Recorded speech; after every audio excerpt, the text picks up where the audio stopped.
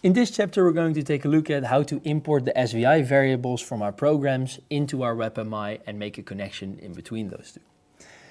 So first, we need to export the SVI variables that we have in our program so that we can access them in our WebMI. So first, what we're going to do is we're going to right-click on WebMI demo, press on Acquire Data Points. It's going to take some time, and if it goes correctly, you can see that it has an amount of nodes that it has imported successfully.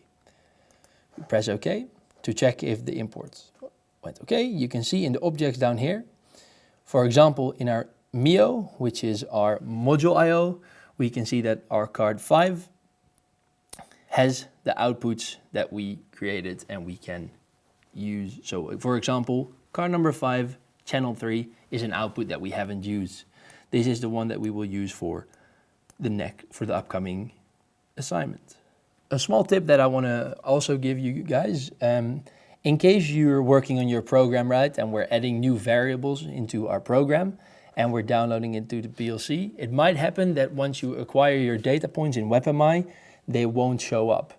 To make sure that your newly added variables are also seen in WebMI, we need to reset the WebMI module and run it again. After you go back to your builder and you acquire your data points again, you will see the newly created variables. So going back, I want to tell you something more about the displays that you see here. The default display is the display that always opens. So this is what you're going to see once you open your browser. So this iframe is a display container. If we click on it, we see on the right side we get some parameters that we can open.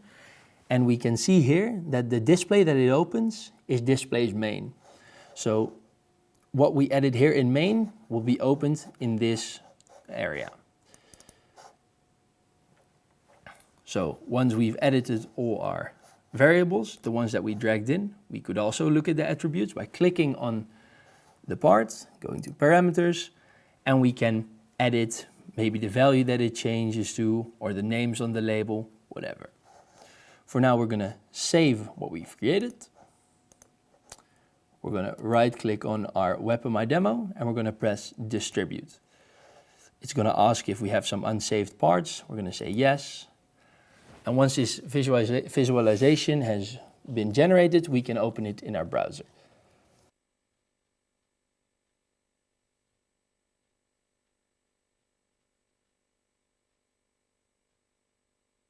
Once the distributing has finished, we can go to our browser, either Firefox or Chrome.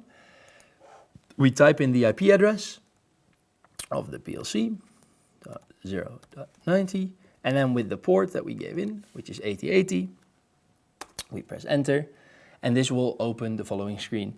Now, if you don't have a WebMI license, you need to click through these options, but the WebMI still works. As you can see, we can now see the items that we dragged into our display, and this is where you can make your own HMI. Maybe a useful tip to tell you guys about, sometimes it does happen that once you distribute your page, not everything shows up. This is because there are some cookies that are cached or images that are cached. So what you need to do is either clear your cache or work in incognito, because in incognito there is no cache that is being saved.